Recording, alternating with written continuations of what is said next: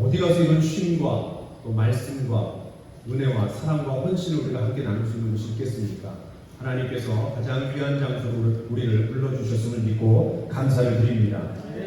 우리가 이 수련회를 준비할 때 4년 만에 우리가 참 갖는 수련회이기 때문에 기도하면서 잘 준비를 했는데 우리가 최초 계획은 금요일이기 때문에 많아야 한 40명 정도 모이지 않을까. 근데 여러분들 여기에 한 5, 60명이 모여 있습니다. 저는 하나님의 놀라운 은혜라고 생각이 되고 여러분들이 이미 마음이 모아졌고 시간의 오병이어 또 마음의 오병이어 모든 것들을 주님 앞에 오병이어로 드릴 줄로 믿습니다. 제가 지난주에 말씀을 나눌 때 제1의 양식, 6의 양식입니다.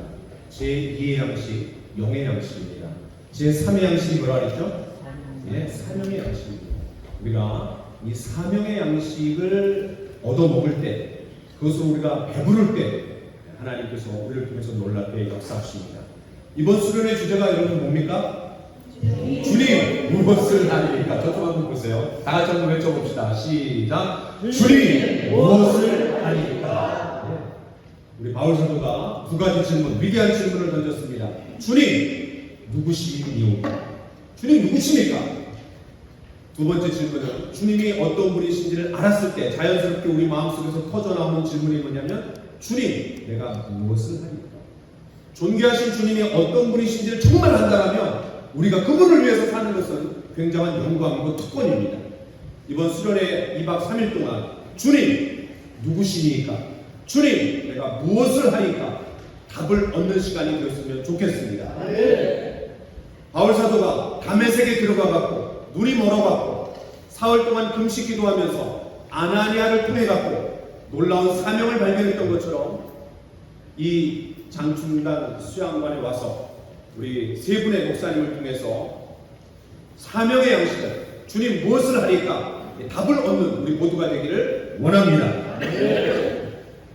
오늘 귀한 분이 또 우리 이 모임에 참여해 주셨습니다. 국제의료봉사회의 이사장님이 이렇게 오셨어요.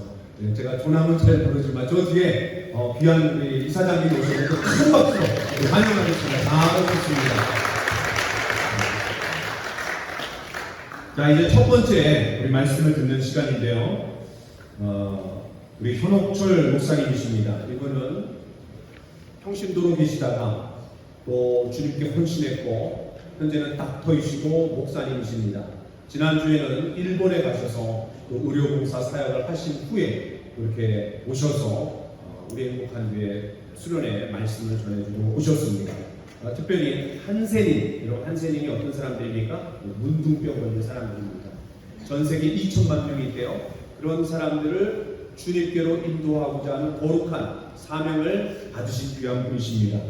이제 나오셔서 우리에게 귀한 말씀 전해주실 때 여러분 집중해서 말씀 듣고 주님 무엇을 하니까 이 답을 얻는 귀한 시간이 되기를 원합니다. 우리 앞에 나오실 때 큰 박수로 한번 사용해 주시겠습니다.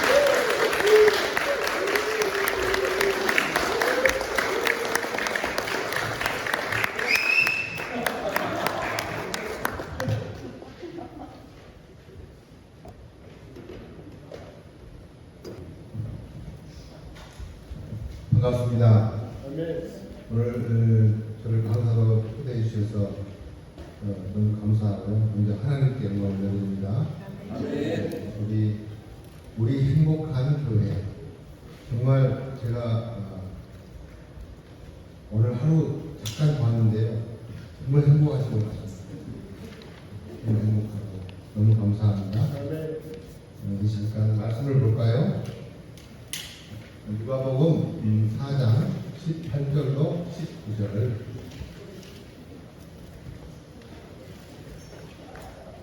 다 같이 한 목소리로 합독하시겠습니다. 누가복음 4장 18절로 19절입니다. 함께 읽겠습니다. 시작.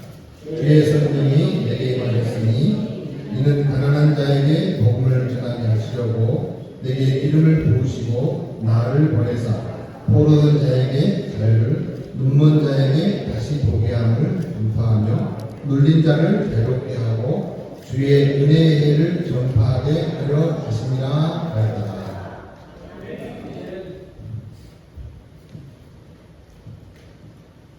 오늘 제가 여기 온 것은요, 우리 2023년 우리 행복한 교회 여름 수련회 강사로 온 것은 맞습니다. 그런데 왜 갑자기 제가 이 자리에 섰을까요? 여러분, 저 유명한 사람도 아니잖아요. 또 우리 최 목사님과 제가 친분이 깊은 사람도 전혀 아닙니다. 오늘 여기서 처음 뵀습니다. 근데 왜 저를 강사로 섰을까요? 좀 우리 장로님들 이상하지 않아요? 우리 목사님이 저런 분 안 택하시는데 굉장히 엄격하신데 이럴 수 있겠습니다. 근데 저는 여러분들한테 고백하는데요. 우리 김대영 전도사님과 또 이경민 사모님 그리고 그들이 나눈 이 땅의 흔적들 영택이 하연이 그리고 또 우리 깜짝 놀랐는데요. 이현주 선생님 되고 있더라고요. 제가 너무 놀랐어요. 거의 30년 전에 제가 서울에 처음 올라왔을 때 처음 나간 교회가 우리 김대현 전도사님이 총각 때 다니던 교회를 제가 나갔었습니다. 근데 그 교회를 나가게 된 동기가 저분이 먼저 그 교회를 다니셨죠. 성가대 지휘도 하고 찬양 인도도 하고 이제 학생들, 청년들 이렇게 리더가 되셨는데 너무 찬양을 잘하시더라고요. 그래서 이 교회는 참 영성이 살아있다. 또 말씀도 괜찮아서 서울에 처음 왔는데 이 교회를 계속 다니면서 신앙생활 했으면 좋겠다. 우리 부부가 결정을 하고 그 교회를 거의 10년 동안 열심히 잘 공사를 했습니다. 그런데 한 2달 정도 됐을까요? 전화가 와서 이제 우리 여름 수련회 하는데 강사로 올 수 있냐는 요청을 받고 제가 깜짝 놀랐어요. 아니 정말 좋으신 강사보다 많을 텐데 왜 나 같은 사람을 불렀을까? 참 이거 대답도 못하겠고 안 한다 할 수도 없고 그래서 그냥 기도하면서 결정하겠습니다 하고 나중에 답을 해드렸습니다. 제가 거의 30년 전에 그 교회에서 성가대와 또 찬양 인도와 말씀이 좋아서 그 교회를 등록하고 다녔는데 오늘 가만히 보니까 이 우리 행복한 교회가 찬양을 너무 잘하고 뜨거워요. 그래서 이 교회를 또 와야 되나 이런 고민이 있습니다. 우리 최 목사님 제일 크게 아멘 하시네. 이거 굉장히 갈등이네요. 자, 왜 우리 김대현 전사님이 저를 뵙겠을까? 저는 이제 그것에 대한 답으로 한 가지 문제를 갖게 되었습니다. 뭐냐면요, 이렇게 대응할 수 있겠습니다. 제대로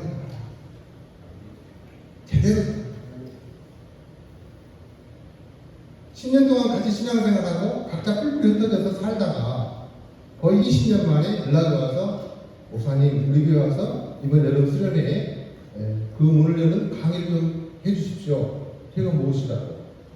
제가 할 수 있는 게 아무것도 없는데 이게 하나님의 은혜 아니겠어요? 주님 무엇을 하리까? 이 질문에 대한 답이 제대로 들어요. 제대로 들어요. 이제 강의 끝났습니다. 이걸로 마치겠습니다. 얼마나 좋아요. 작은 거 좋아하시잖아요. 그런데 목사님은 밤새도 괜찮다고 말씀하시더라고요. 제가 밤새할 거리가 없어요. 우리 목사님은 학자시라서 밤새도 이틀에도 사흘에도 재료가 많을지도 모르겠지만 저는 밤새 못합니다. 걱정 안 하셔도 돼요. 마음 편안하게 곧 끝나니까 걱정하지 마세요. 제대로 살아라 이 명제에 대해서 저에게 큰 영향력을 준 선교사분이 계십니다. 그분을 소개해드리려고 합니다. 그분은 제 의료 선교의 모델이신 호레이스 뉴턴 알렌 선교사입니다. 1884년도에 중국을 통해서 조선 땅에 처음 들어옵니다. 의료 선교사로서 우리나라의 최초 의료 선교사로서 우리나라의 땅을 밟았는데요. 알렌 선교사는 의사로서 목사로서 길거리에 쓰러져 있는 많은 환자 환자들을 돌보기 시작합니다. 특별히 낭환자들을 깊이 사랑하고 그를 보호하고 치료하는 데 큰 힘을 다합니다. 그리고 광해원을 짓고 제중원을 짓고 또 나라의 궁궐에 있는 많은 사람들을 치료해주는 그런 사람으로도 살아냅니다. 그러면서 수많은 사람들에게 복음의 영향을 미치기도 하지요. 나중에는 이제 미국과 조선을 잇는 공사로 관료로 활동하기도 합니다. 그 후로 수많은 의료 선교사, 일반 선교사들이 들어오는 그 문호에 길을 열어주는 중요한 가이드 역할도 합니다. 저는 오늘 우리에게 왜 이 알렌이 제 인생의 롤모델이 되었을까라는 것에 대한 이야기를 조금 하려고 합니다. 여러분 잘 아시다시피 연세대학교 세브란스 병원 알아요 몰라요? 여기가 바로 알렌 선교사의 시점입니다.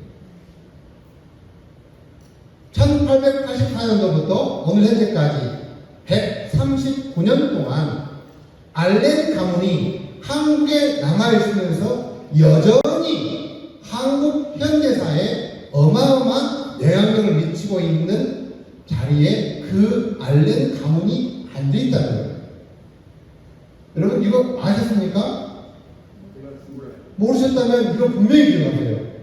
한 사람의 기도가, 한 사람의 땅 밟음이, 한 사람의 헌신이 그 나라의 발전에 25% 적어도 저는 연세대학교 재단이, 연세 세브란스 병원이 그것을 통해서 배출된 수많은 사람들이 한국의 현대화에 25%는 감당했다고 감히 말을 합니다.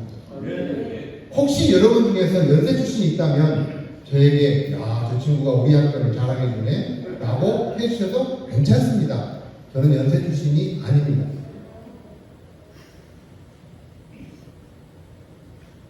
제 롤모델인 알렌 선교사를 말하면서 우리 한번 숫자로 보는 복음 전달 속도를 한번 우리가 볼까요?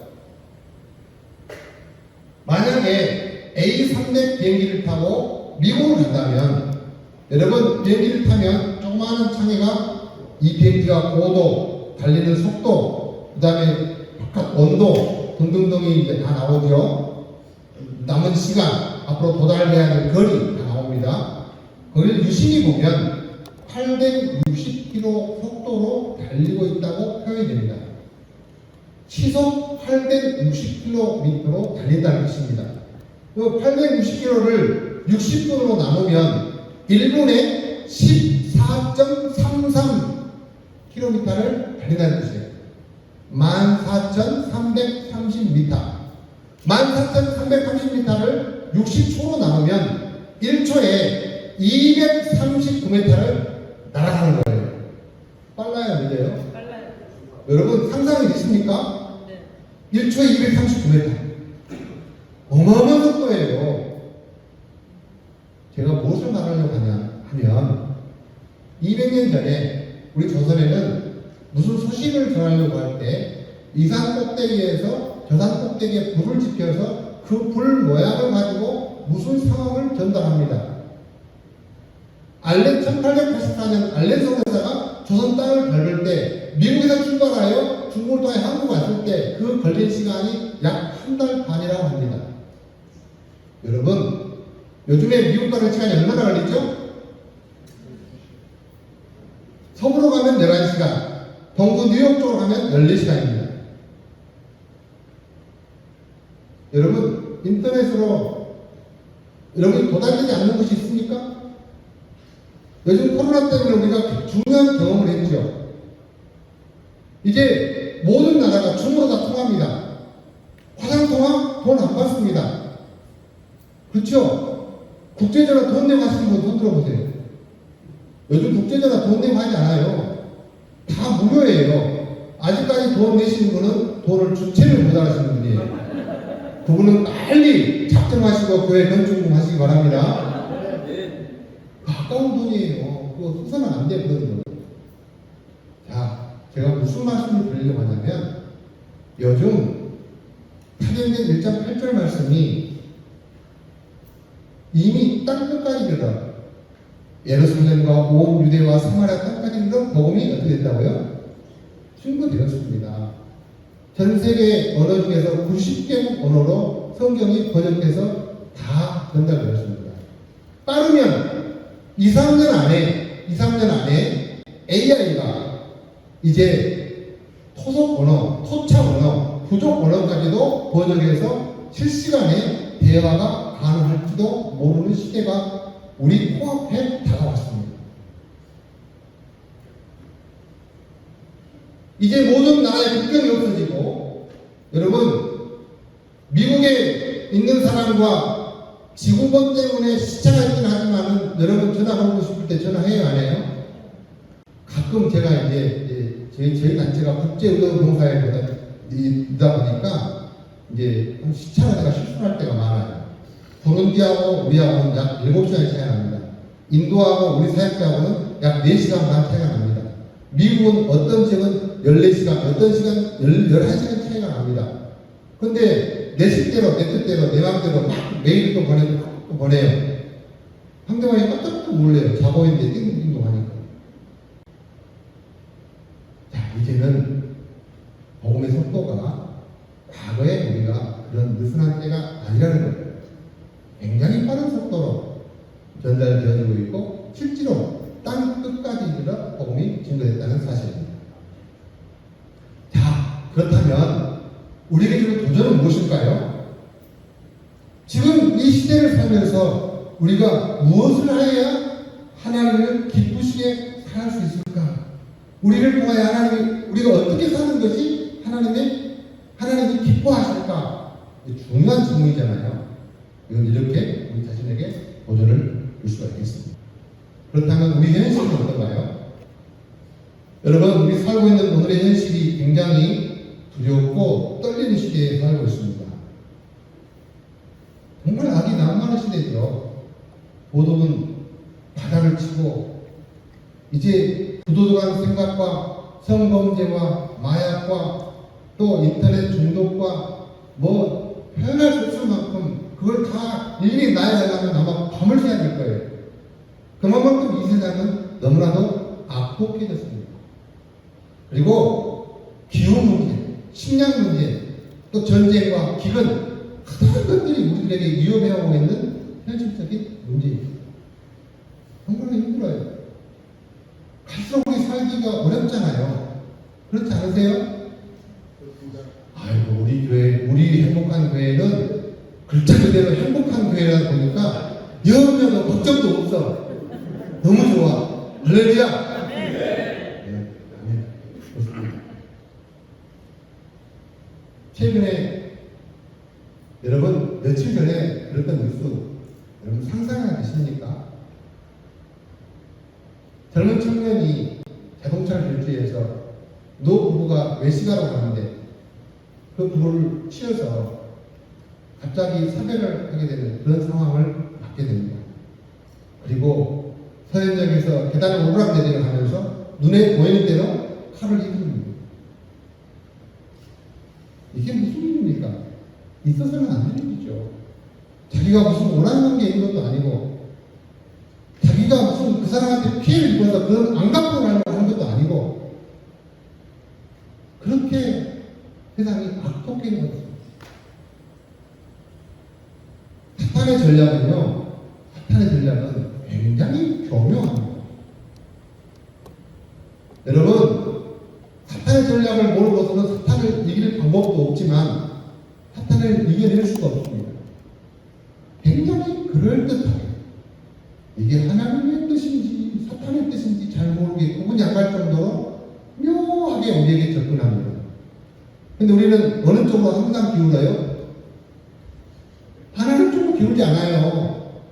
왜? 사탄이 우리를 미혹할 때 훨씬 달콤한 것 같고 훨씬 그럴싸하고 그렇게 하면 꼭 좋은 일이 벌어질 것 같으니까 우리의 생각과 결정은 어디로 가요? 야, 이게 그래도 하나님의 뜻인가 봐. 근데 그게 사탄 뜻이에요. 그래서 우리가 그리 갔더니 어이구 망해. 내가 어쩌다가 일이 왔을까? 그때 내가 그렇게 생각하지 말 것, 조금 더 기도할 것, 이렇게 후회해도 이미 늦은 때가 아니습니다. 사탄의 전략은요, 우리 인간들을 절망하게 만듭니다. 낙심하게 만듭니다. 야, 이거 해봐야 뭐가 되겠어? 될 게 없어. 너는 그것밖에 안 돼. 네가 아무리 노력해도 네가 이룰 수 있는 것은 없단 말이야. 그러니까 그냥 끝내버려. 그냥 죽어. 죽으면 너 편하잖아. 내가 깜짝 놀랄만한 뉴스를 봤는데요. 29살 젊은 친구가 몇천억을 버는 그 돈을, 어마어마한 돈을 벌어서 정말 끝간데 없이 써도 어떻게 돈을 써도 돈이 마르지 않는 그런 인생을 사는 청년이 있었습니다. 뭘 해도, 뭘 사도, 비행기를 타도, 어디를 가도 자기가 만족이 없어요. 결국은 어떻게 해요? 모든 명예, 부 다 놔두고 마지막 선택은 뭐예요? 자살이에요. 무엇이 이렇게 만들었을까요? 이게 사탄의 유혹입니다. 그 안에 내가 누구인지를 모르게 돼요. 50살 먹은 아버지가 갑자기 명퇴를 당합니다. 너무 황망하죠. 난 아직도 더 일할 힘이 있는데 실제로 있습니다. 56세 돼가지고 회사에서 나가라고 합니다. 나갔습니다. 날마다 출근하는 습관이 있어서 나가야 되는데 갈 데가 없으니까 매일 공원을 배회해야 합니다. 나가야 되니까, 불안하니까. 결국 자기가 자기 자신을 모르니까 할 수 있는 건 뭐예요? 타락하고 범죄하고 자신을 망가뜨리는 일밖에 할 방법이 없어요. 여러분, 사탄이 우리를 미혹하고 우리를 넘어뜨리려고 하는 데 대해서 분명히 말씀드리지만 하나님의 말씀이 우리 가운데 정확히 새겨져 있고 그 말씀이 우리를 주관하고 우리를 통치하면 사탄의 유혹 정도는 아무것도 아닙니다. 우리는 누구인가? 나는 누구인가? 나의 정체성은 무엇이고 나의 자존감은 무엇인가? 로마서 3장 23절에 이렇게 기록되어 있습니다. 성경 말씀에 모든 사람이 죄를 범하였음에 하나님의 영광에 이르지 못하였으니. 맞습니다. 하나님과 우리의 관계는 원래 매우 친밀한 관계였으며 심지어는 우리를 지으시고 당신의 형상대로 우리를 지으시고 우리를 통하여 주님이 딱 바라보시면서 심히 좋았다. 이 세상에 허다한 피조물을 만들어 놓고 인간을 딱 보시면서 하시는 말씀이 심히 좋았다. 난 너를, 네가 너무 좋아.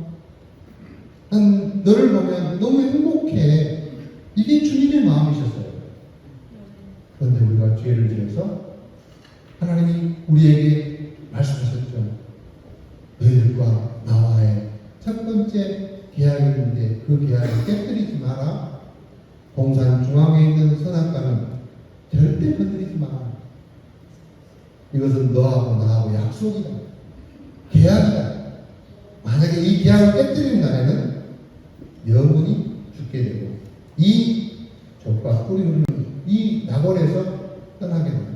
네 이마에 땀을 흘려야 허리 빠지게 일을 해야 밭을 일궈야 네가 먹고 살리라는 것이 우리에게 첫 번째 죄입니다. 하나님과 끊어져 버린 이 단절된 이 관계를 하나님은 마음 아파하십니다. 너무너무 마음 아파하십니다. 그래서 우리 인간들의 그 모든 죄들을 너무 불편하고 마음이 아파서 견디다 못해. 내가 가서 저들을 구원하리라. 내가 가서 저들을 구원하리라. 저 모든 사람들의 죄를 감당할 수 있는 방법은 대성물로 죄의 값을 치르는 방법밖에 없는데 그 일을 내가 하리라. 하나님이 친히 인간의 몸을 하시고 이 땅에 오셔서 십자가에 죽으심으로 우리의 죄를 대신하시고 죽으심으로 우리의 죄값이 죄의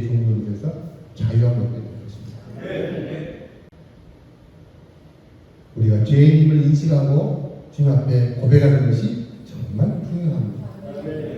여러분, 자기가 똑똑하다, 내가 잘났다, 자기 위에 빠진 사람 치고 정상적으로 성공하거나 성장한 사람 많지 않습니다. 하나님 앞에 굴복하고 내가 죄인입니다, 내가 부족합니다, 주님, 내가 어쩌다 주님의 마음을 상하겠습니다. 내 생각, 내 뜻대로 하다가 나 때문에 주님이 얼마나 마음이 아프실까? 그런 고백을, 나의 정체성과 나의 자존감이 그리스도로 말미암아 회복되는 그런 은혜가 있기를 주님으로 축원합니다. 예수님께서 우리의 죄를 대신 감당하시기 위하여 하나님께서 친히 인간의 몸을 입으시고 십자가에 못 박혀 죽으시면서 그 자리에서 끝나버렸다면 우리는 더 이상 그리스도는 우리의 그리스도가 아니십니다. 그분이 내 죄를 감당하시고 십자가에 죽으셨으면서 그리고 다시 부활하셔서 우리에게 나타나셨기 때문에 그분은 예수는 주요 그리스도는 우리의 구주입니다. 하나님과의 단절된 관계를 회복시키시기 위해서 그리스도께서 십자가를 감당하시는 이 놀라운 억지가 아닌 예수님의 능동적인 순종, 그렇게 해야만 우리 모든 인류가 죄에 종로로 타지 않냐고 구원받기 때문에. 그렇다면 우리는 누구입니까? 그리스도의 피값으로 사신 이 세상의 그 무엇과도 바꿀 수 없는 가장 존귀한 자가 바로 우리라는 것입니다. 오늘 저는 가장 존귀한 자로 살면서 어떻게 하면 주님을 기쁘시게 살 수 있을까? 주님, 우리가 무엇을 알리까? 라는 질문에 대해서 네 가지 제안을, 사실 이 제안은 우리 목사님을 통해서나 다른 강사님을 통해서 다른 어떤 신앙의 서적들을 통해서 너무 많이 들었고 너무 잘 알고 있는 내용일 것입니다. 그러나 모든 이론과 신학은 여러분 목사님께 들으시고 저는 오늘 실천적인 측면에서 하나님이 복음을 통해서 어떻게 역사하시는가 라는 내용을 가지고 여러분과 함께 나누기를.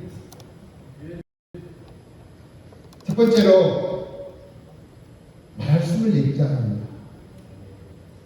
히브리서 4장 12절에 보니까 하나님의 말씀은 살아있고 운동력이 있어 좌우의 날선 어떤 검보다 예리하여 우리의 영혼과 영과 및 관절과 골수를 찔러 쪼개기까지 하며 또 마음의 생각과 뜻을 감찰한다고 했습니다.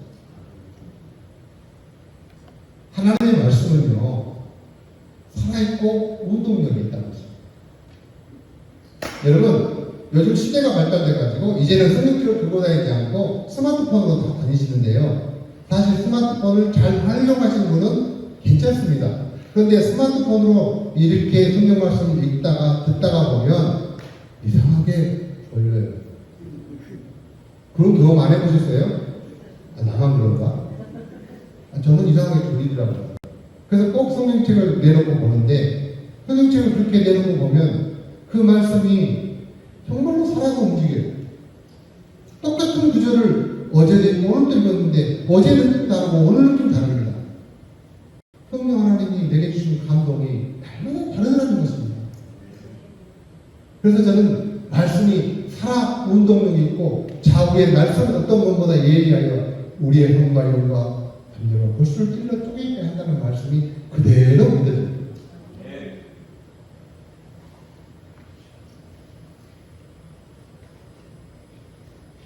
복음의 실천적인 증거로서 우리는 복음을 삶으로 살아내는 것이라고 말하는데요. 이 내용을 말씀드리기에 저는 2011년도 중국 상락 애네원에서 있었던 경험을 나누려고 합니다. 2011년 여름이었습니다. 제 아내와 또 제 아내가 다니는 병원 선교병원에서 중국 서안에 있는 향락기능을 한세인 특수병원은 그것은 약 180여 명의 한세인들이 집단으로 사는 마을 병원이었습니다. 두 번째 날 아침이었습니다.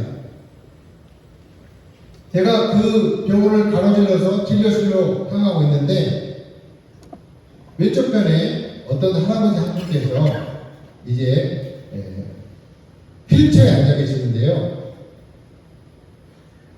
너무 아름답고 너무 귀한 모습이에요. 환하게 웃고 계신 것 같은데 제 눈에 보이는데 정말 천사처럼 광채가 나는 것처럼 제가 착각할 정도로 너무너무 그 할아버지 모습이 제 눈에 와 닿는 거예요. 사실은 그 할아버지의 모습은 인간적인 모습은 어떤 모습이냐면 손목도 없고 발목도 없고 그리고 콧잔등은 다 녹아서 콧구멍이 뻥 뚫려 있고 입술은 다 녹아 없어져서 마지막 남은 이빨 하나가 턱 걸터 있는데 마치 기둥처럼 부식 튀어나갔습니다. 그리고 눈은 통이 되어서 보기 흉측하니까 까만 선글라스를 쓰고 있습니다. 머리는 다 빠져서 보기 싫으니까 모자를 쓰고 있고 몸은 가눌길이 없어 휠체어에 겨우 의지하고 있는 모습입니다. 이것이 이분의 모습 전부입니다. 그런데 왜 이 시간에 제 눈에 그분이 그렇게 환한 모습으로 보였을까요? 저도 잘 모르겠습니다. 제가 할아버지한테 가서 이렇게 말씀을 물었습니다. 할아버지, 뭐가 그렇게 행복하세요? 좋은 일 있으세요? 행복하다고. 나는 예수님과 날마다 함께 살기 때문에 너무너무 행복해. 제가 속으로, 여기 중국인데 무슨 예수님 때문에 행복하고 저렇게 겉으로 보면 너무 절망스러운 모습인데 어떻게 저런 표현을 하지?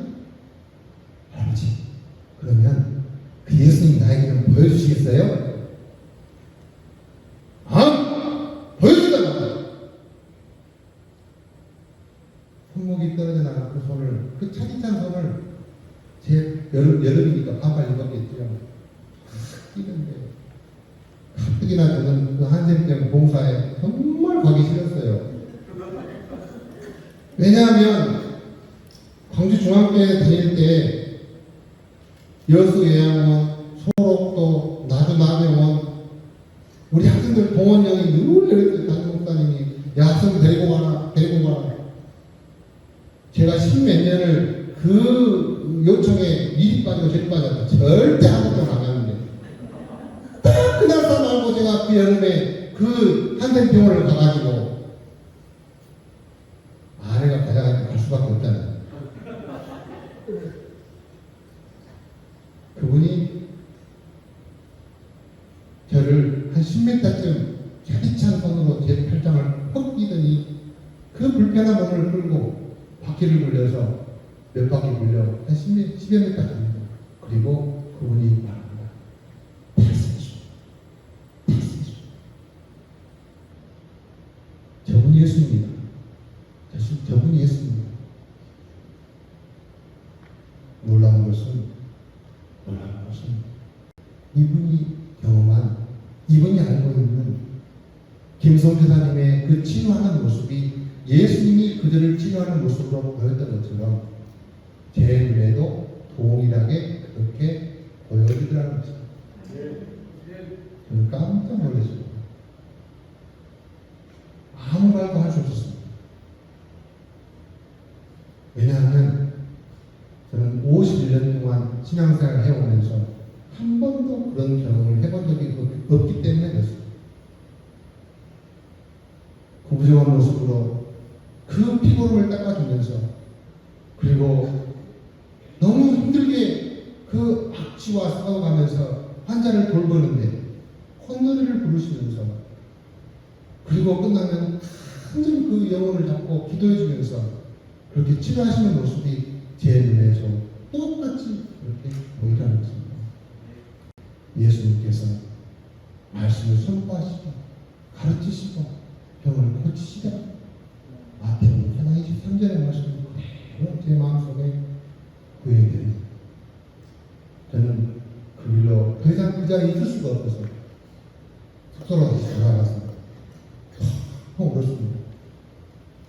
하나님, 내가 지금까지 살아온 게 내가 정말 똑똑하다 잘났다 교회에서 잘난 척하고 내 마음대로 정말 하나님 앞에 영광 돌린다고 떠들고 다녔는데 전부 가짜였습니다.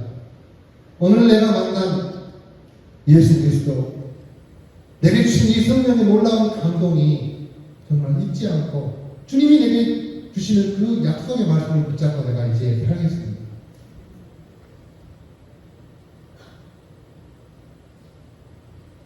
그런 과정에서 제 머릿속에 떠오르는 게 있었어요. 사도행전 9장 1절부터 9절 말씀 가운데 사도 바울이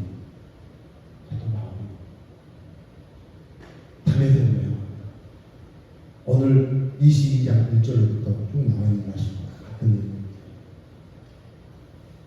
이제 담에색에 있는 예수 믿고 회당에 모여 예배하고 찬양하는 그런 무리들을 잡아서 가두고 또 죽이고 또 이런저런 회파를 하기 위해서 기고만장해서 사령장을 받아가지고 군사들을 데리고 담에색으로 달려가고 있습니다. 중앙 가운데에서 큰 소리와 강한 빛을 그의 눈이 가려졌습니다. 그는 소리를 분명히 들었지만 옆에 사람은 아무 소리도 듣지 못합니다. 그것은 성령의 음성이기 때문에 다른 사람은 듣지 못합니다. 담의 도상에서 살인자여 핍박자 성령님을 만나니까 그가 전도자로 변하는 역사입니다.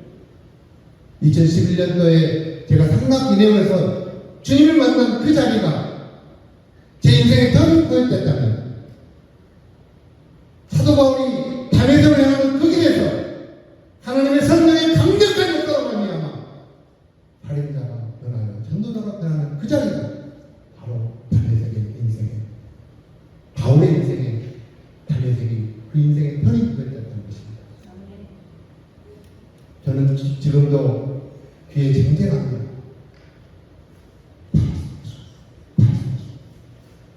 저분이 예수입니다. 저분이 예수입니다.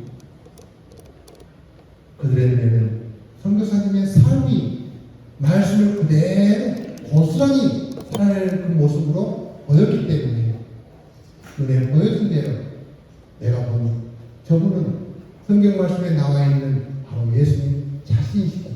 복음을 삶으로 살아내는 그분이기 때문에 저분이라면 이방 사람인데 왜 우리 같은 이 정말 볼품없고 버려진 인생 같은 이 인생을 돌보며 우리의 상처와 아픔을 감싸준다는 말이에요. 우리 형제도 내 아내도 내 부모도 내 자식도 나를 돌보지 않았는데 이방 사람 저 사람이 무엇이란데 내 상처를 싸매주고 함께 울어주고 함께 아파한다는 말이에요. 그것은 예수 그리스도의 사랑 외에는 달리 설명할 길이 없다. 그러므로 복음을 삶으로 삼는 것이다라고 말하고 지금도 제 마음에는 타스했습니다. 매일 그 소리가 제 마음을 깨웁니다. 그래, 오늘은 삶으로 살아야 합니다. 내 인생의 터닝포인트가 상락 이 내용에서 저는 그 길로 한국에 돌아와서 신학교에 온설입니다. 그리고 목회자의 길로 주님 내가 그렇게 주님이 나를 부르실 때 이리 핑계대고 저리 핑계대고 아니요 좀만 더 기다릴게요. 돈을 좀 더 벌어갖고 더 많이 봉사해 드릴게요.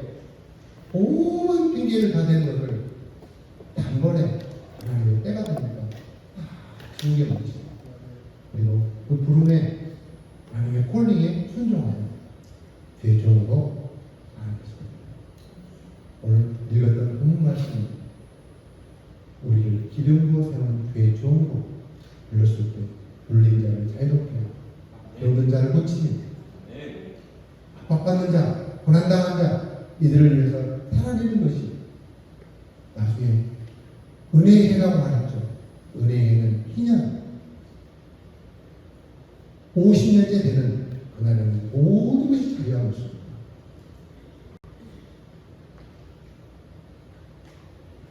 두 번째로 예배드립니다. 로마서 12장 보라, 내가 하나님의 모든 자비하심으로 너희를 권하노니 너희 몸을 하나님이 기뻐하시는 거룩한 산 제물로 드리라. 이는 너희가 드릴 영적 예배는요. 예배는요. 삶을 드리는 거예요. 여러분, 주일날 아침 9시부터 오후 3시까지 1부 예배, 2부 예배, 3부 예배 이렇게 드리는 것도 중요한 예배입니다.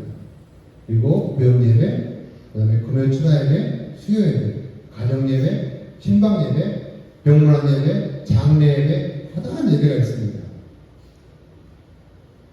그런데 여러분 이거 아시잖아요. 우리의 삶이 잠을 자도 예배라는 것입니다. 숨을 쉬고 걸어 다니고 그 자체가 예배라는 것입니다. 예배는 뭐냐면요. 예배의 주인은 하나님입니다. 이 예배를 받으실 분은 하나님밖에 안 계세요. 예배의 주관자, 예배의 주권자, 예배를 받으실 분은 하나님 한 분밖에 안 돼요. 우리가 누구를 대상으로 예배를 해요? 여러분 주일날 예배 나올 때 안 가면 안 되는데 우리 안 왔다고 목사님 전화하면 어떻게 이게 아니에요. 예배는요. 주님 만나러 가는 거예요. 주님, 내가 한 주간에 살면서 이런저런 아픔이 있었는데 주님이 나를 이루어 주신다면 그 이루받기 위해서 내게 힘 주시라고 기도하는 하나님의 마음을 구하려고 주님께 나아갑니다. 주님 나를 만나주십시오. 간절한 마음으로 예배를 드립니다. 그래서 예배하는 자는 설교 말씀 들을 때가 예배 드리는 시간이 아니라 설교 말씀 들을 때뿐만 아니라 설교 말씀 듣고 교회 문 밖을 나갈 때도 여전히 예배의 순간입니다.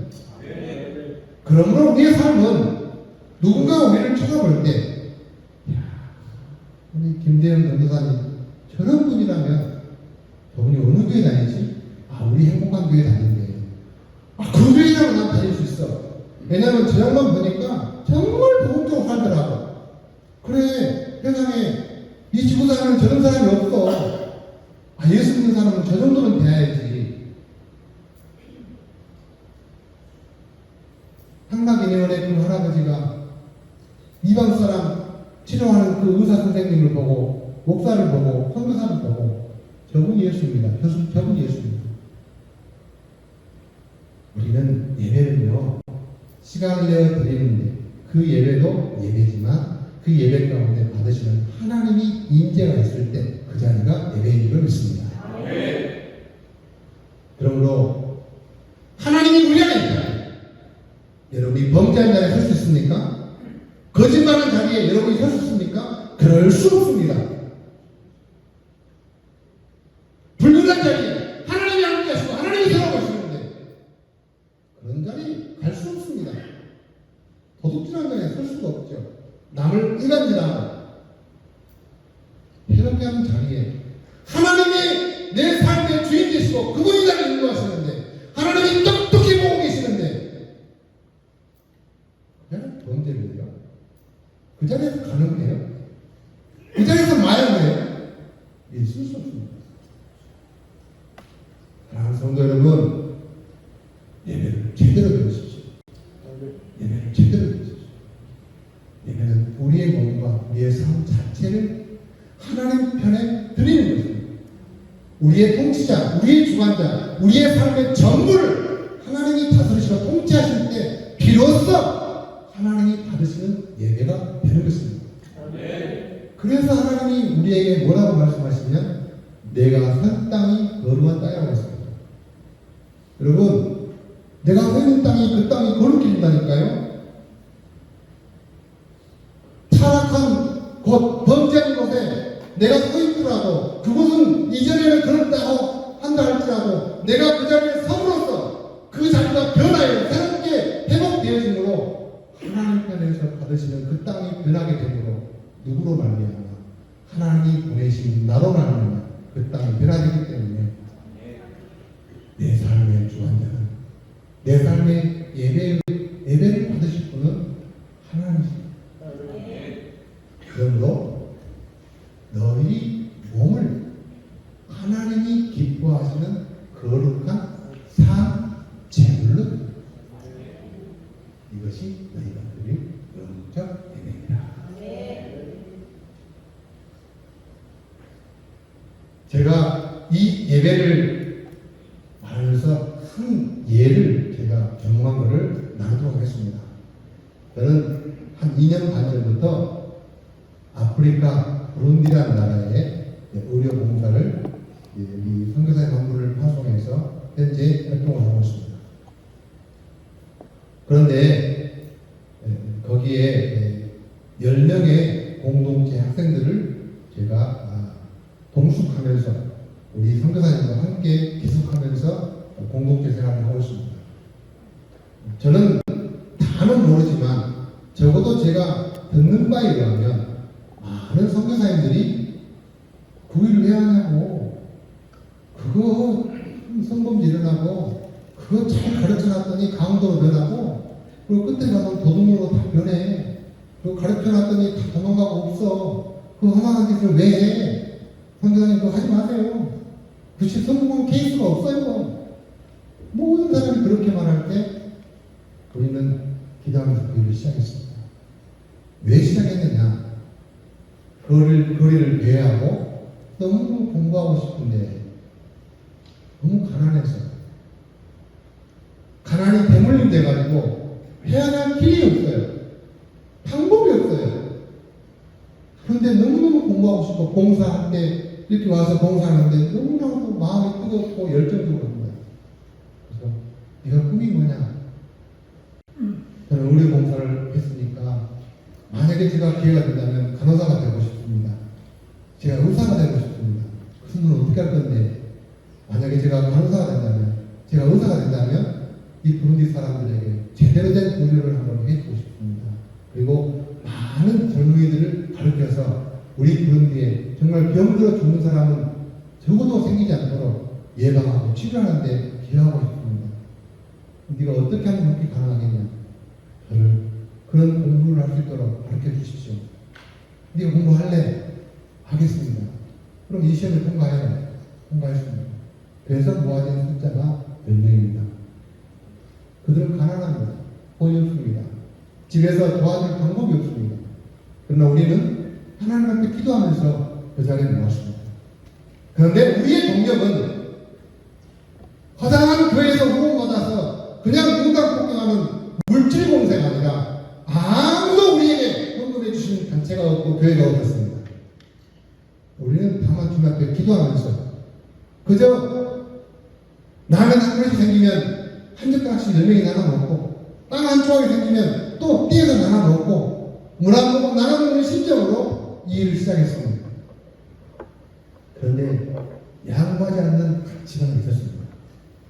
매일 새벽 5시에 반드시 말씀 방송과 큐티를 하고 그리고 쉐어링을 하는 겁니다.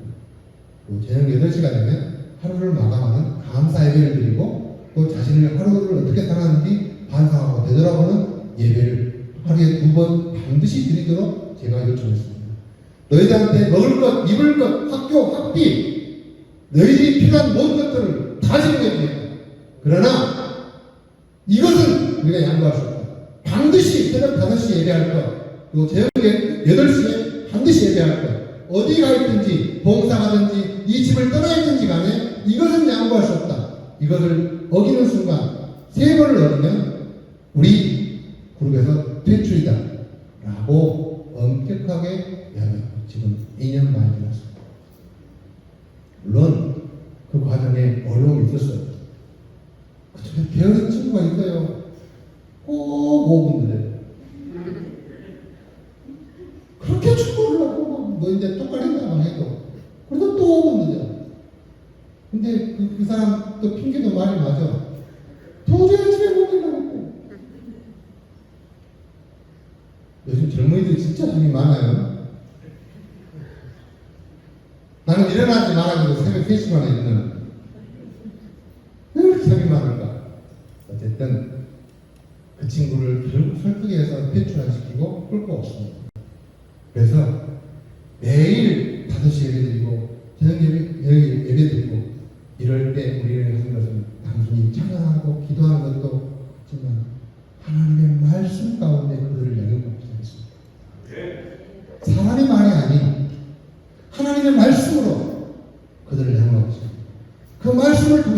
뇌들이 변화받기 시작하니까 삶이 바뀝니다.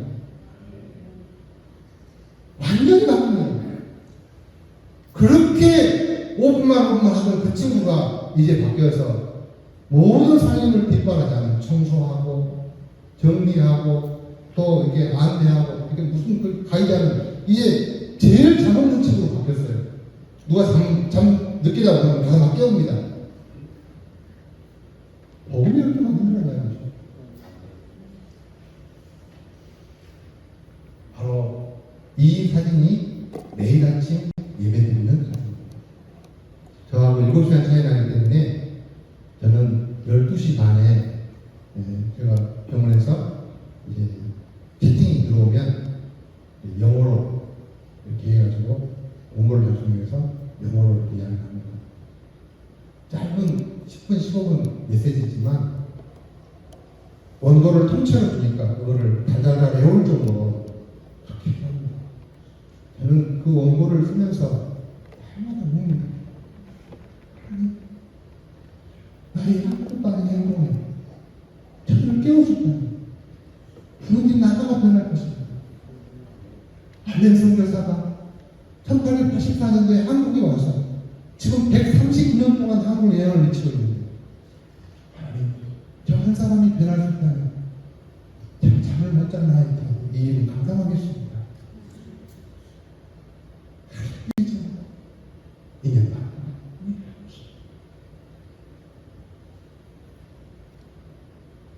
신앙 공동체 생활이 주는 유익이 무엇이냐면 복음을 통해서 말씀을 통해서 그들의 정체성이 확립됩니다. 내가 누구냐? 나는 그리스도의 피값으로 사신 이 세상의 그 무엇과도 바꿀 수 없는 소중한 사람이다.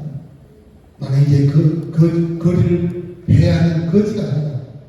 나는 불안하가 아니다. 살인자가 아니다. 남의 것을 탐하는 도둑질하는 사람이 아니다. 자기의 정체성이 그리스도로 말미암아 복음으로 말미암아 분명하게 세워지니까 삶의 방향과 목적이 완벽하게 달라집니다. 이타적 삶을 사는 옆에 있는 10명의 공동체 생활 친구가 누가 힘들어하면 내가 너 도와줄게. 가방이 무겁니? 산길을 봉사를 하면서 그 무거운 짐을 지고 가는데 내 것도 무거운데 하나로 더 내려야 인간적인 생각입니다. 힘들게 두고 가는 그 형제 자매의 짐을 더불어 지고 갑니다. 무엇이 그들을 그렇게 변화시켰을까요? 복음 때문에 변화했습니다. 말씀의 함성이 그들을 변화시키는 능력이라는 것이죠. 성경 말씀을 통해서 복음의 능력을 체험하게 되니까 그들의 삶이 완벽하게 변합니다. 만약에 우리가 강원지설로 좋은 교훈으로 아무리 좋은 말을 했더라도 그들이 변하겠습니까? 아이고 저 잔소리 그만 좀 했으면 좋겠다. 그런데 우리는 다 기도를 주님 도와주십시오. 저 영혼들에게 이 가난을 벗어날 수 있는 길을 주십시오. 하나님이 말씀하시면 저 영혼들이 바뀌게 되겠습니다. 그래서 이 땅 부룬디를 변화시키고 개혁시키는 전 세계에서 최일 빈국 이 부룬디가 한국의 1950년도 전쟁을 통해서 400만이 죽어갈 때 전쟁의 포화로 말미암아 한국의 전 토지가 황폐화되었을 때 그리스도인들은 새벽 기도를 하면 눈물 넣게 되었습니다. 하나님 아버지 이 땅을 다시 살려주옵소서. 이 땅을 다시 살려주옵소서. 우리들의 엄마 우리들의 아버지가 눈물로 기도하여 일궈낸 조국 대한민국이 전 세계에 11번째가 나라가 되었던 것입니다.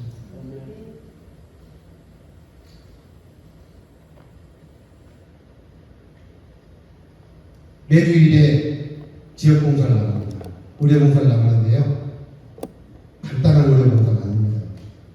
이들의 상처는 어떤 사람은 10년 동안, 어떤 사람은 15년 동안 아무 약도 발라보지 못하고 민간요법으로 어떤 사람은 발목을 잃게 되고 어떤 사람은 손목을 잃게 되고 이런 사람들을 만납니다. 너무너무 가슴. 사실 우리나라에서는 저런 배우는 분들은 그냥 총기에 발견했더라면 조금 상처난 걸로 흩어지고 말았을 텐데 발목을 잃게 됩니다. 손목을 잃게 되고 장애를 얻게 되고 그들이 건강한 생활을 할 수가 없게 됩니다. 그래서 나는 그 학생들에게 주문했습니다. 사랑하는 형제들이여, 사랑하는 자매요, 너희들이 결국 의사와 간호사가 될 건데 지금부터 이 훈련은 하나님이 너희들에게 맡겨준 사명이다. 그러므로 반드시 해야 됩니다. 기쁨을 합니다. 매주 나갈 그 의료 장비들을 챙기고 약품들을 챙기는데요, 얼마나 섬세한지 몰라요. 나는 그 자리에 있지 않았지만 내가 인도나 필리핀이나 다른 나라를 갈 때 항상 내 마음속에 이런 게 있습니다. 이거 안 가져가면 안 될까? 이거 좀 놔두고 갔으면 좋겠는데 이거 너무 무겁잖아. 또 다시 가져오려고 해주려면. 이게 좀 솔직한 심정입니다. 근데 그 친구들은 그런 거 생각하지 않고 이걸 가지고 가야 그들에게 치료할 수 있고 이걸 가지고 가야 그들에게 약을 포장해 줄 수 있기 때문에 갖고 와요.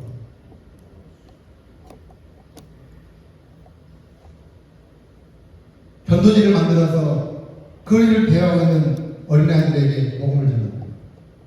335 나뭇가지 밑에 모여있는 어른들에게 복음을 전합니다. 시키지도 않았습니다. 너희 나는 전도해라. 단 한마디도 안 했습니다. 그런데 그들의 마음속에 구원의 기쁨과 간격이 있다가 보니까 이 놀라운 기쁨을 내가 전달하지 않으면 견딜 수가 없다. 들고 나가는 거예요. 손으로 써가지고. 요즘 우리 인생 잘된 전도지가 아닙니다. 그들이 느끼고 그들이 경험한 그 내용을 거기다 썼습니다. 그 전도지를 보고 나가는 거예요. 왜? 목사님, 이걸 전하지 않고는 견딜 수 없습니다. 그렇게 나무 안에서 우두커니 있는 저 사람 하루 한 끼도 못 먹고 할 일이 없어서 방법이 없어서 그렇게 있는데 복음을 전해서 저들이 나처럼 변할 수 있다면 이 일은 해야지요 라고 전도지를 주고 나갑니다. 하루는 선교사님이 막 울면서 전화가 왔어요. 선교사님 왜 오세요? 우리 같이 있는 형제가 이렇게 이야기합니다. 선교사님, 제가 상의할 일이 있는데요. 이거 말씀해야 될지 모르겠습니다. 이 선교사님 깜짝 놀래가지고 무슨 큰 잘못을 저지르고 무슨 범죄한 줄 알고 바깥에서 사고 친 줄 알고 놀래가지고 그게 뭔데? 그게 아니고요. 저는 이렇게 좋은 집에서 삼시세끼 매일 이렇게 밥을 먹고 좋은 대학교 다니면서 의사가 되겠다 이렇게 공부하고 있는데 내가 학교 왔다 갔다 하면서 길거리에 하루 한 끼도 못 먹는 어린 아이들이 있더라고요.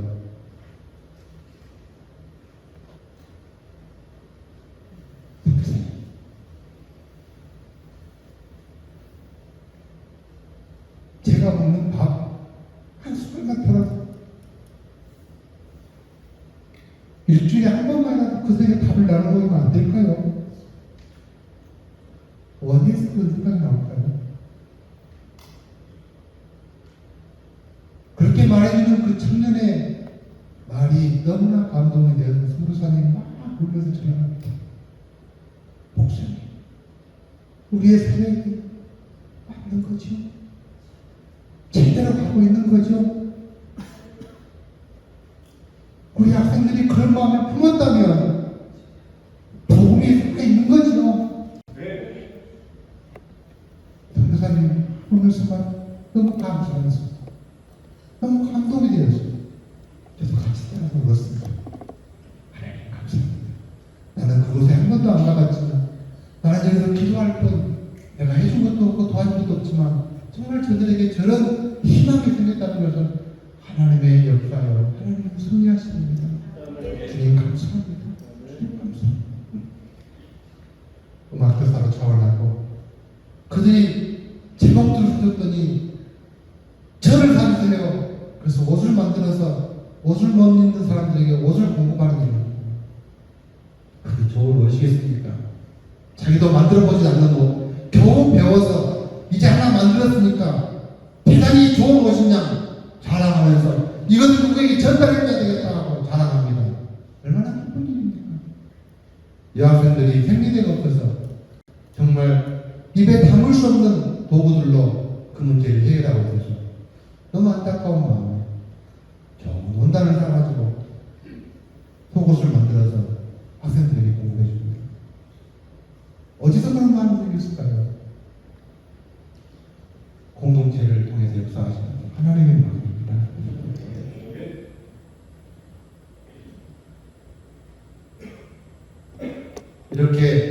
여러분 사진으로 봐도 저것을 입을 수 있는 옷이라고 생각되지는 않으시지요? 별 볼품이 없잖아요. 저렇게 만들었다고 자랑하면서 이거 갖다 줘야 되겠다. 그리고 자기도 이 신디사이즈 잘 못해요. 그런데 학생들한테 가르쳐주겠다고 너무너무 귀엽고 너무너무 이뻐요. 산속 어디를 가는데 저렇게 빽빽 저 배낭이 겉보기에는 간단한 것 같아도요, 저 안에는 굉장히 무겁습니다. 저걸 지고 산을 걸어서 차가 못 가니까 환자를 찾아가서 치료해 줍니다. 여러분, 의료선교는요 단순히 치료하는 게 이유도 있지만 이 터치를 통해서 복음을 전하는 거예요. 제가 지난 10수년 동안 수많은 한세인들을 치료해 주는데 그들이 하나같이 눈물을 흘리면서 감사하는 이유가 있어요. 자기 남편도 자기 아내도 자기 형제들도 자기를 버려두고 돌봐주지 않는데 이방 사람이 그 상처의 화물을 드러내고 씻어주고 닦아주고 치료해준다는 것에 대해서 감동에 대해서, 그리고 뜨겁게 기도해 주니까 우리 감사합니다. 그러면서 복음 앞에 나와요.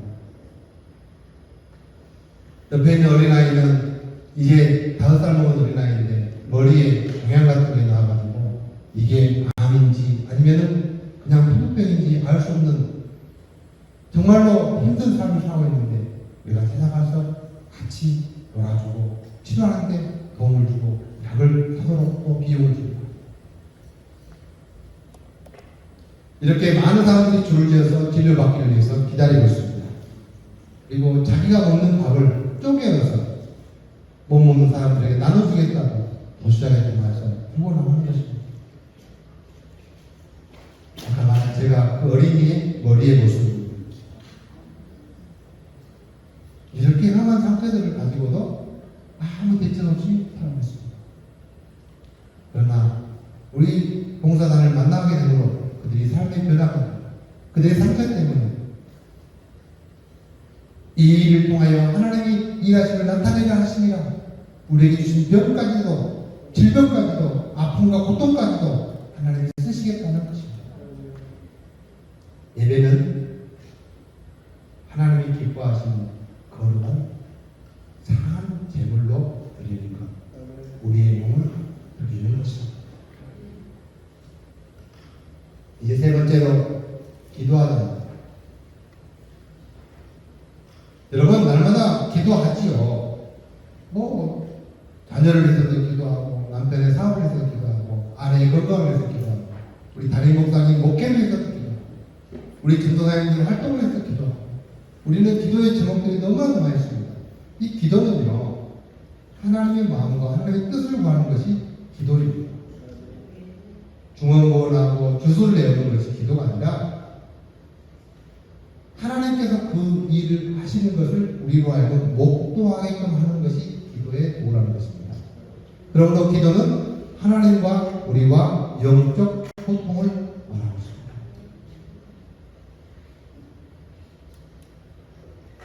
기도함으로 하나님과 우리가 대화하는 것이지, 하나님의 마음을 구하고 하나님의 뜻을 구하는 것은 기도. 하나님이 우리의 간구를 들으시고 우리에게 화답하시고 응답하시는 것이 기도일 것입니다.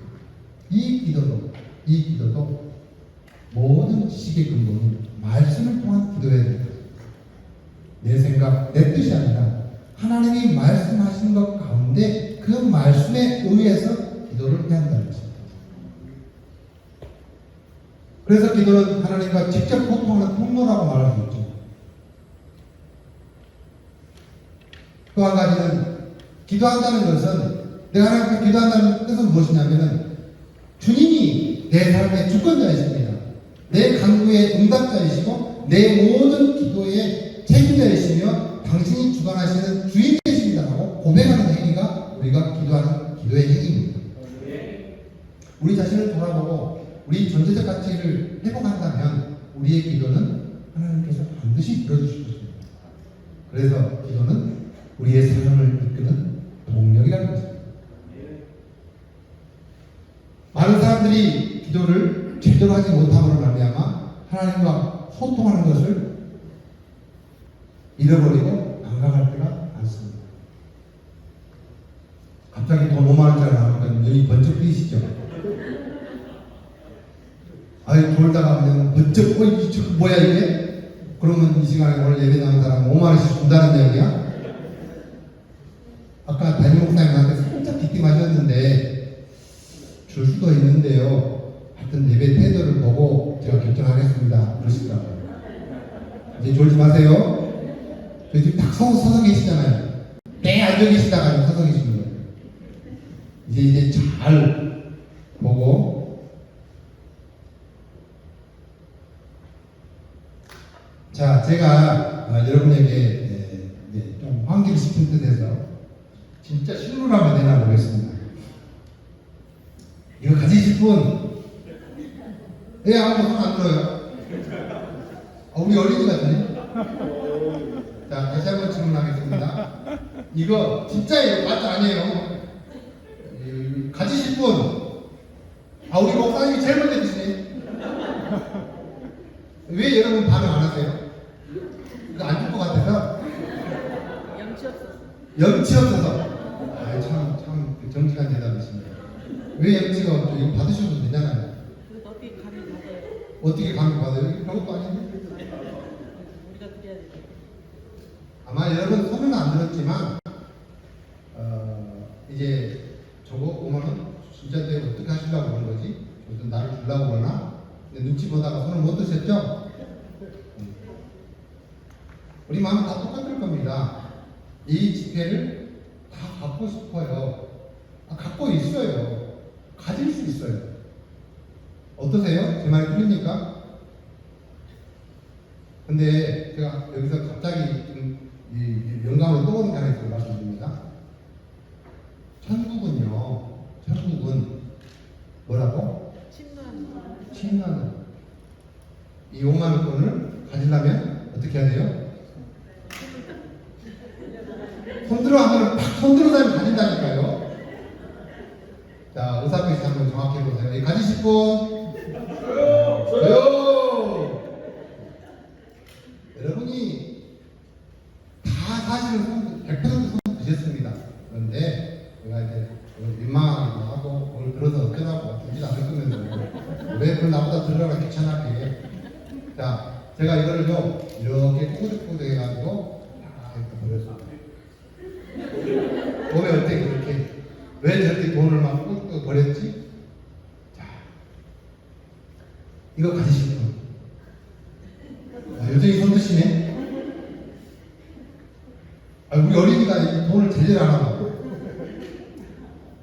너 평소에 할아버지 용돈 주니? 안 준대. 이거 반성하세요. 자, 오늘 제가 나누고 싶은 이야기가 있습니다. 여러분, 이 5만원짜리는 왜 우리가 그걸 갖고 싶어 하냐면요. 5만원 갖고 있는 절대 가치가 있습니다. 단순히 종이가 아니라 이 지폐가 갖고 있는 가치가 있죠. 어때요?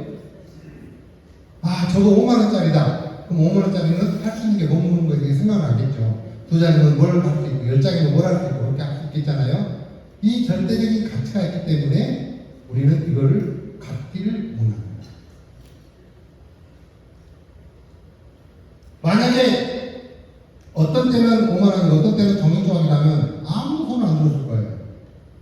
근데 이 가치를 분명히 깨닫기 때문에 비록 구겨지고 땅에 버려졌지만 그래도 저거를 내가 주워가겠다면 내 것을 하고 싶다. 솔직한 양심이죠? 정직해요. 우리 행복한 교회는 전부 정직하시는 것 같아요. 표현을 안 해도 전부 동의하시는 것 같아요. 저만 그렇게 생각하나요? 아니죠? 우리 인생은 역경과 환란이 있다고 해가지고 잠시 받는 고난이 있다고 해가지고 우리가 구개심을 당하고 때로는 이혼당하고 사업에 실패하고 또 교통사고로 장애를 얻게 되고 어떤 국임을 당하고 우리 인생에 흠과 오점이 생긴다 할지라도 우리 인생의 가치는 변한다 안 변한다? 왜냐하면 오늘 분명히 아시기 바랍니다. 다른 건 다 몰라도 좋은데 이거는 꼭 알고 우리의 가치는 왜 살다가 조금 상처나고 넘어지고 깨지고 부서졌는데도 불구하고 동일하게 그 가치가 불변의 가치로 남아있냐면 우리의 삶은 그리스도의 핏값으로 사신 구원받은 백성이기 때문에 그렇습니다. 여러분들이 자살하면 안 되는 이유, 여러분이 여러분의 마음을 방치하고 망가뜨리면 안 되는 이유, 더럽고 청한 것을 여러분의 몸에 취하면 안 되는 이유, 예수님의 보혈의 핏값으로 사신 이 세상에 그 무엇으로도 바꿀 수 없는 가치가 내 안에 있기 때문에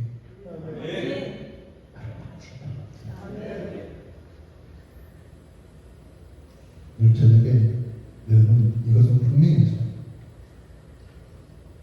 하찮은 5만원권 구겨져 있든지 펴져 있든지 신권이든 국권이든 5만원만 있다면 내가 받을 수 있다고 말하는데 영원한 생명 되신 부활의 주님 예수 그리스도가 나 같은 죄인을 대속해 주시기 위하여 십자가에 죽으시고 내 모든 죄를 도말하시고 나를 새롭게 하시고 나를 보내주셨는데 핏값으로 사신 내가 죄악 가운데 살고 하나님을 행해야 되겠습니까? 그럴 수 없습니다. 우리 인생은 세상의 그 무엇으로도 바꿀 수 없는 소중한 가치인 것입니다. 그러므로 우리의 가치는 그리스도의 핏값으로 사셨기 때문에 절대 변할 수 없습니다.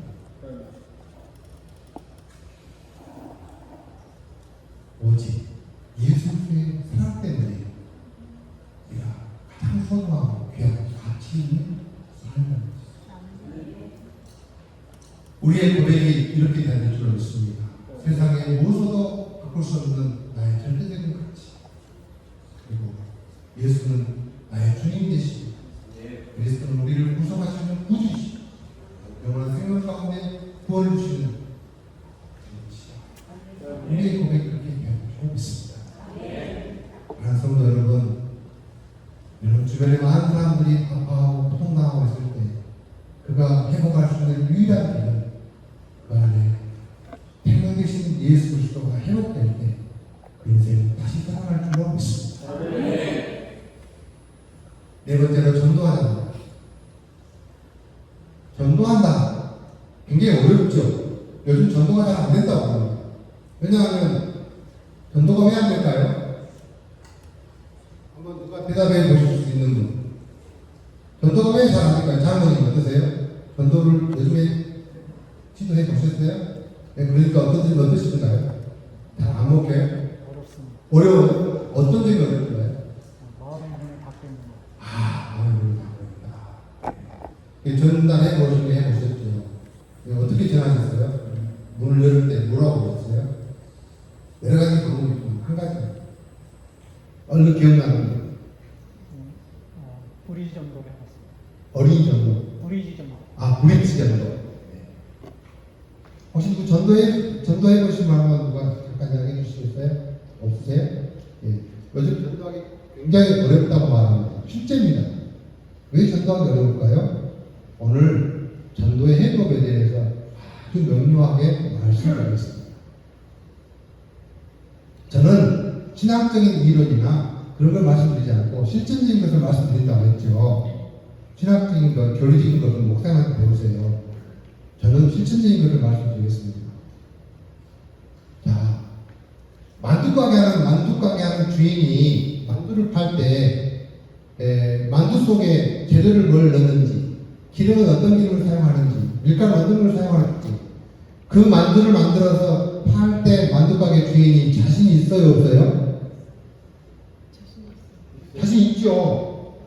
내가 만든 만두는 최고의 맛일 거야. 그리고 내가 먹어봐도 맛있어. 누가 먹어도 이 만두는 만족할 거야. 그러니까 나는 이만한 가치를 받아야 돼. 그리고 만두를 팔기 시작합니다.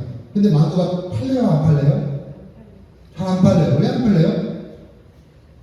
자기만 생각하고 상대는 알아주지도 않아요. 먹어보니까 징그럽게 맛없어. 근데 너무 맛있다 그래. 아니 우리 교회 권사님이 밥에 넣고 그런다는 게 아니라 혹시 오해하지 마세요.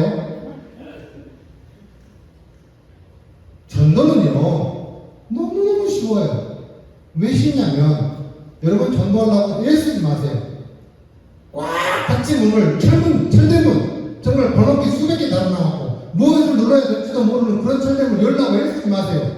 안 열려요. 그러면 왜? 번호를 알기면 열지. 그럼 어떻게 할 건데요? 네, 전도는요. 첫째는 내 확신이 있어요. 내가 구원받은 확신과 기쁨과 감격이 없는데 옆에 사람은 어떻게 예수 믿으라고 전화를 해요? 야, 너 예수님 봤니? 너 예수님 만났어? 인격적으로 만났니? 근데 그럼 너 신앙생활이 어떻게 뭐가 좋은데? 글쎄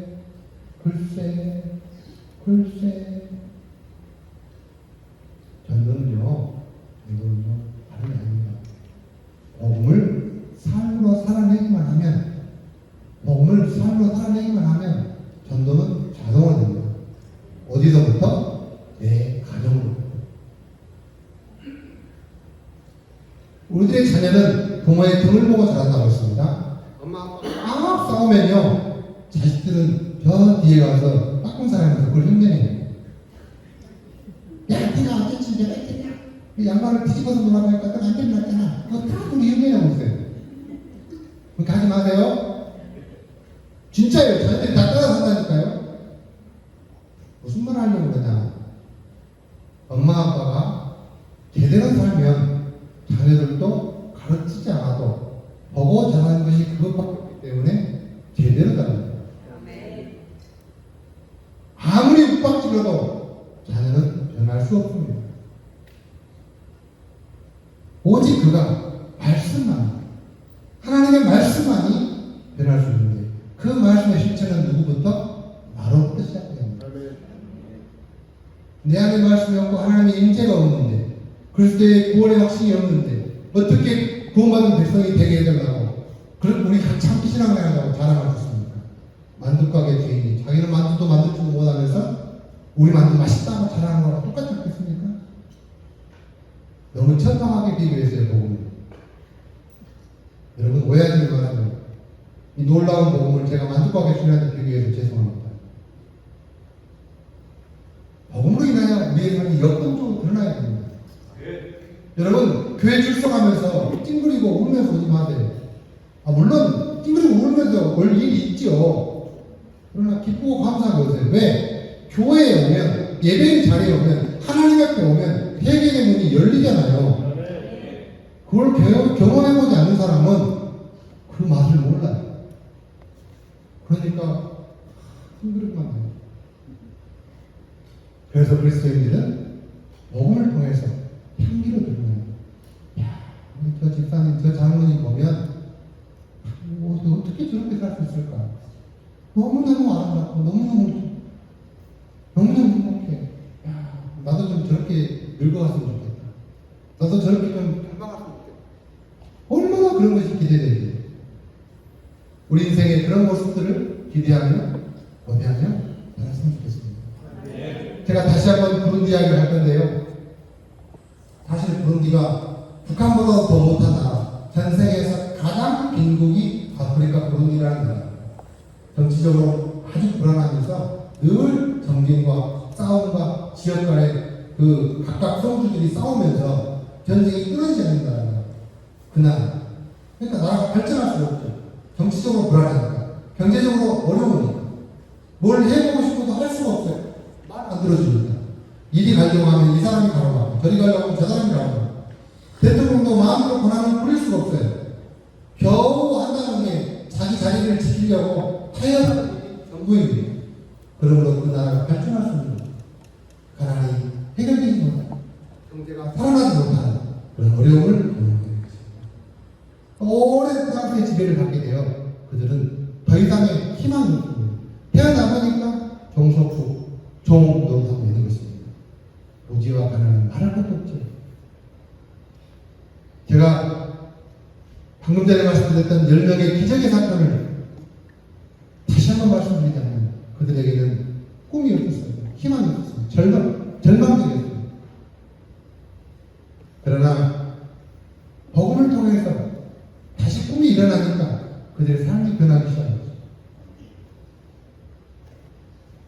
이 사진은 무엇이냐면요. 우리 성사님 하루는 그랬답니다. 하나님께 편지를 주자. 여러분들 꿈을 적어가지고 하나님께 전달해 드리자 하고 꿈을 적은 이 편지를 아침 기도회 끝나고 이렇게 나눠놓고 사진을 찍었죠. 뭐라고 썼냐 내 친구한테 물어보니까 여기에 꿈이 하나님 내가 이곳에서 하나님을 바로 발견하고 보고만 해서 내 인생이 끊임없이 끊어지지 않고 나가기를 원합니다 라고 형제들이 불렀더라고요. 인생이 하나님이 복 주시지 않겠습니까? 그렇게 사는 공동체가 기적이 일어나는데요. 이제 그들에게는 운전면허증을 갖고 있으면 중요한 생활 습관이 됩니다. 나가서 이렇게 운전하게 되면은 중산층 이상의 삶을 살 수가 있습니다. 운전면허를 갖고 싶은데 운전면허를 따려면은 일반 사람, 보통 사람이 노동자가 받는 월급을 석 달치를 1원도 안 쓰고 그대로 모아야만 겨우 한 번 시험을 합격하면 그것도 땡기지만 떨어지면 또다시 돈을 내야 돼요. 그들이 자그마치 95만 프랑. 선교사님한테 연락왔어요. 목사님 이걸 어떻게 할까요? 이 친구들에게 정말 이렇게 투자해서 괜찮은 걸까요? 하세요. 왜냐하면 그보다 더 큰 것도 우리가 결정하고 있는데 그 친구들에게 운전면허를 딸 수 있게 해주세요. 지금 당장 그들에게 운전이 면허가 필요하지 않지만 그 면허를 통해서 그들의 인생이 변화되는 것을 우리가 보게 될 것입니다. 하게 해주세요. 라고 결정하고 석 달 전에 시작했습니다. 그리고 나이스 연계가 지금 사진에 나와 있는 연계가 첫 번째 합격자가 되었습니다. 중요한 것은 95만 프랑을 빌려준 것. 우리가 돈이 넉넉해서 또 너희한테 무조건 해주고 싶으니까 아니라 이 돈은 하나님의 헌금으로 이루어진 돈으로 너희들한테 빌려주는 거다. 반드시 갚아라. 안 갚으면 안 된다. 갚아야 되는 이유, 첫 번째 이유. 그것을 통해서 또 다른 사람이, 네가 돈을 갚으면 또 다른 사람이 이면을 시험을 볼 수 있기 때문에 갚아라. 근데 그 시한은 이제 졸업 후에 갚아라는 거죠. 지금 학생이니까 돈 벌 수 있는 상황이 아니잖아요. 졸업 후에. 근데 이 일이 시작된 지 3개월 만에 이 나이스 연대가 95만 프랑을 통해서 30만 프랑을 아침에 가져옵니다. 선교사님, 제가 가져갔던 95만 프랑을 통해서 30만 프랑을 갚습니다 라고 선교사님한테 내놓습니다.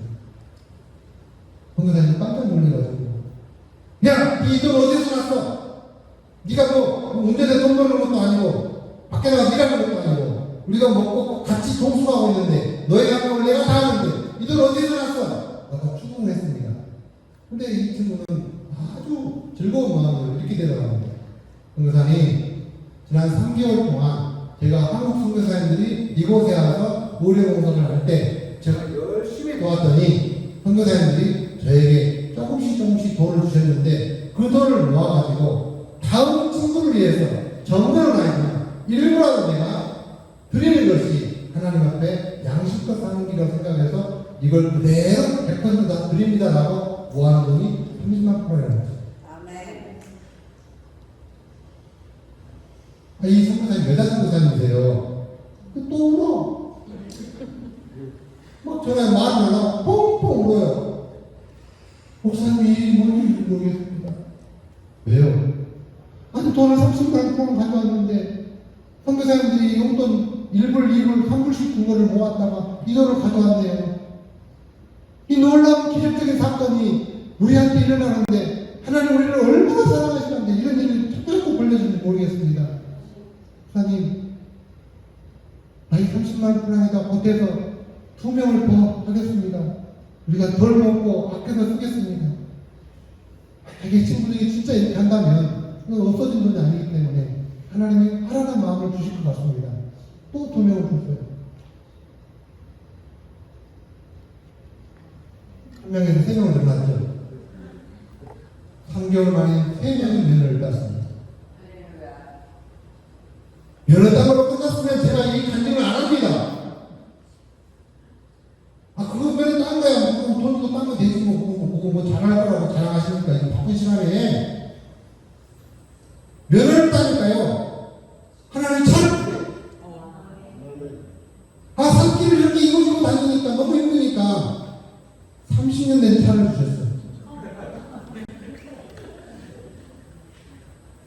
아무리 사람이 어떻게 해서 그 차를 파악했습니까?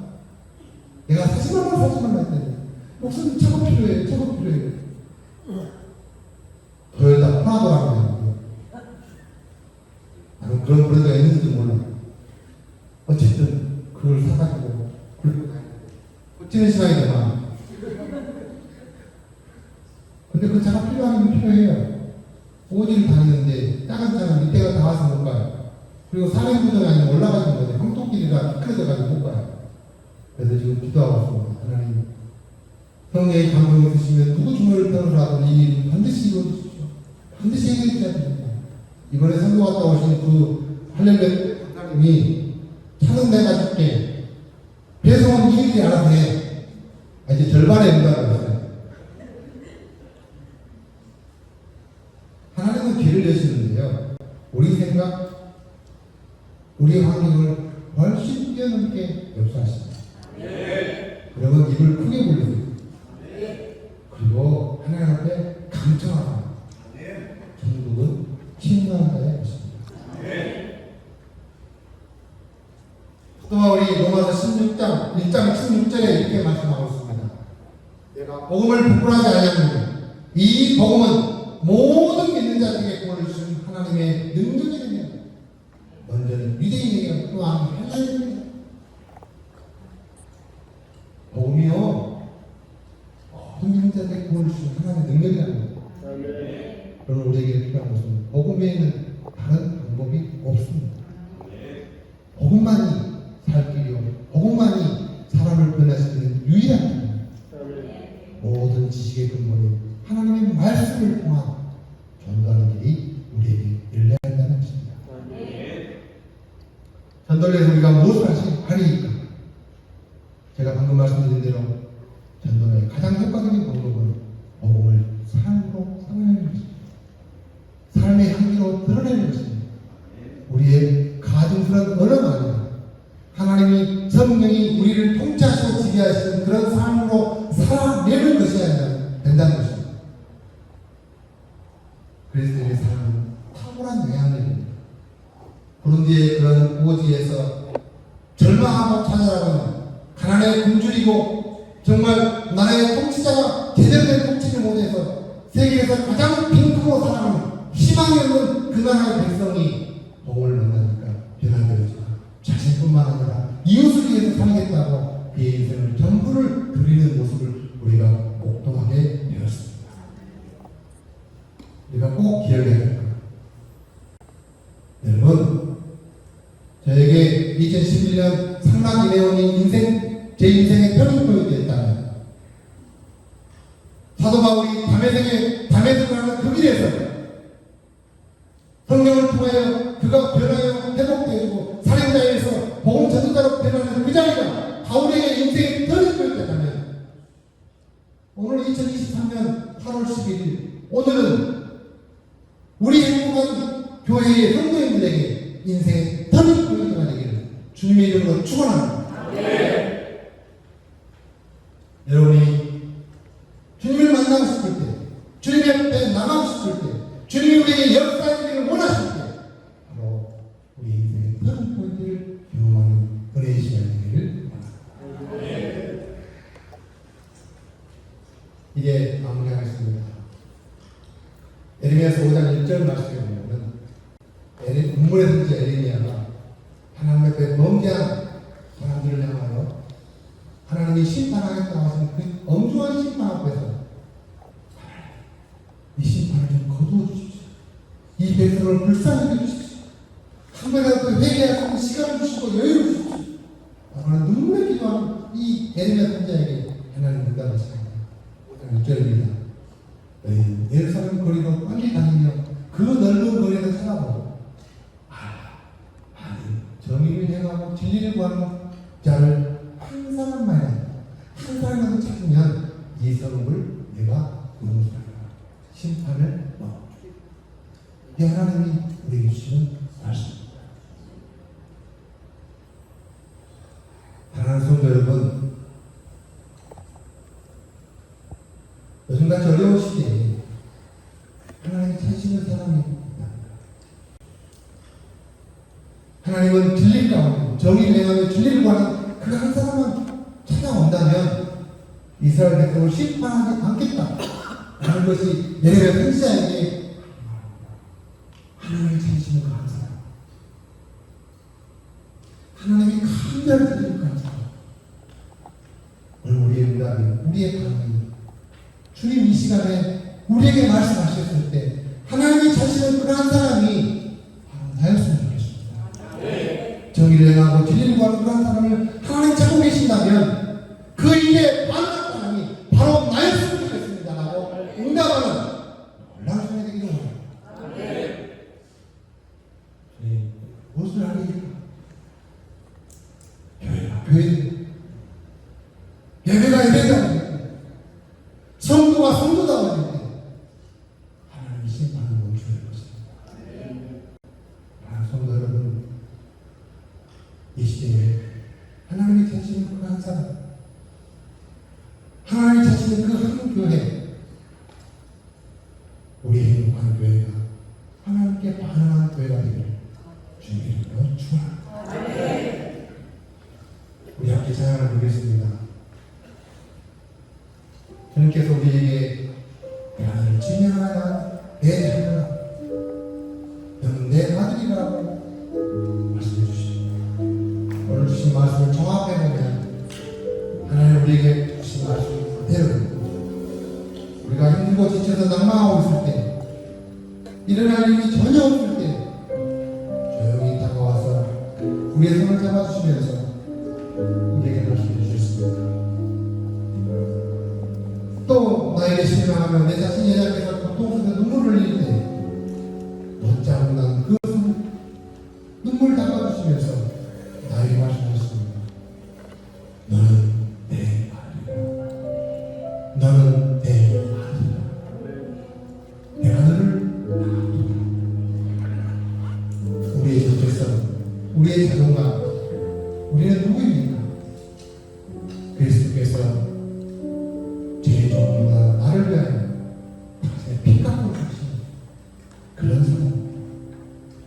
이 시간 이 찬양을 통해서 결단하는 시간을 갖도록 하겠습니다.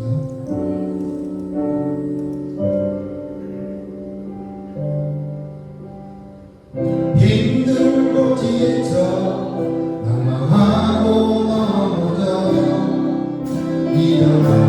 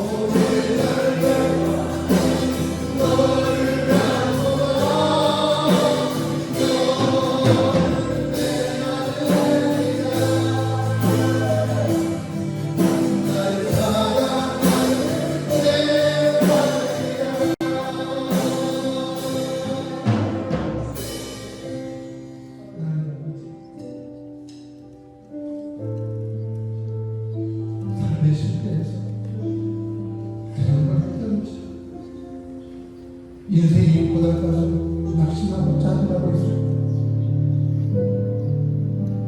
일어날 힘이 없어 절망하고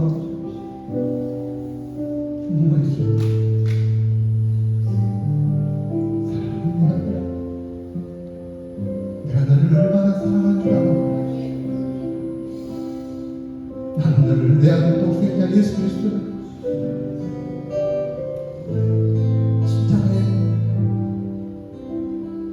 죽게 하면서까지 내가 너를 사랑해. 주님, 별 세상의 그 어떤 가치도 바꿀 수 있는 그 사랑을 내가 바랍니다. 주님, 이제 내가 주님 앞에 받아서겠습니다. 하나님이 내게 말씀하시고 주님이 찾으시는 그 한 사람, 정의를 행하고 진리를 구하는 그 한 사람을 주님이 찾으신다면 아버지, 내가 응답하겠습니다. 주여, 내가 여기 있나이다. 아버지, 내가 여기 있나이다. 주님, 내가 응답하고 반응하고 나가겠사오니 주님, 내가 무엇을 하리이까 이 시간 내게 말씀하여 주신다면 내가 주님 앞에 결단하고 나아가는데 주님이 찾으신 그 한 사람으로 내가 반응하고 응답하겠습니다. 결단하겠습니다. 이 시간에 하나님, 내 자신의 정체성이 다시금 점검되고 확실히 정립되도록 우리가 통성으로 한번 기도하겠습니다. 하나님, 이 선지동산에 와서 마당만 맞고 가는 그런 시간이 아니라 하나님 앞에 내 자신을 내려놓고 굴복하고 작업하며 회개하며 하나님이 주신 은혜를 주시지 아니하면 나는 이 사랑에서 내려갈 수가 없습니다. 하나님, 나를 깨워주시옵소서. 하나님의 성령이 나를 역사해 주시고 다시 일깨워 주시옵소서. 여러분 의자에 내려와서 무릎을 꿇겠습니다. 하나님 앞에 굴복하겠습니다. 여러분 자리에 내려와서 무릎을 꿇겠습니다. 이제 하나님 앞에 굴복하며 기도하겠습니다. 주님, 나의 모습을 내려놓고 주님 앞에 기도합니다. 내가 두 손을 들고 기도하오니 주님, 나의 기도를 들었다하여 주시옵소서. 우리 주님 한번 크게 외치고 기도하겠습니다. 주여!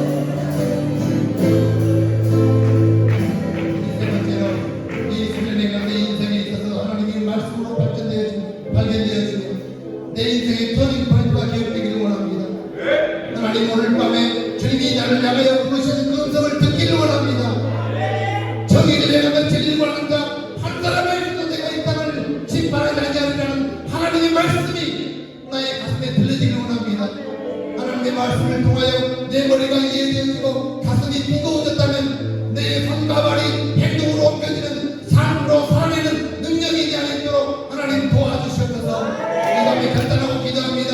주님 내게 힘 주시고 지혜 주시옵소서. 우리 주님 한번 더 내주고 기도합니다. 주여 하나님 아버지 간단합니다. 하나님 아버지 기도합니다. 우리 아버지 복을 설명할 때 그들을 내가 그런데 이 생각 내게 더리 보여주고